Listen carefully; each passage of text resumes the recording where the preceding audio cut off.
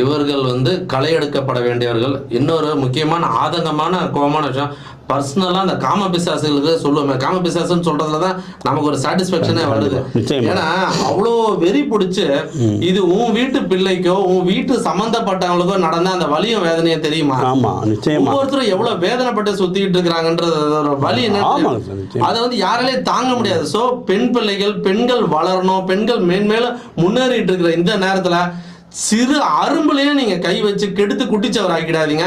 அப்படி ஏதாவது இருந்தா இந்த வேலையை விட்டுட்டு வேற தொழில் இருக்கு, பேக தோல்ல மாட்டிட்டு போயிட்டு அந்த வேலையை நீங்க டைரக்டா பார்க்கலாம். அதற்கு ஆசிரியர்கள் என்ற புனிதமான பட்டத்தை சுமந்துக்கிட்டு நீங்க அந்த வேலை செய்ய வேணான்றது எங்களுடைய தாழ்மையான வேண்டுகோள். மீண்டும் ஒரு காணொலியில் உங்களை சந்திக்கிறேன். நன்றி, வணக்கம். வணக்கம் சார்.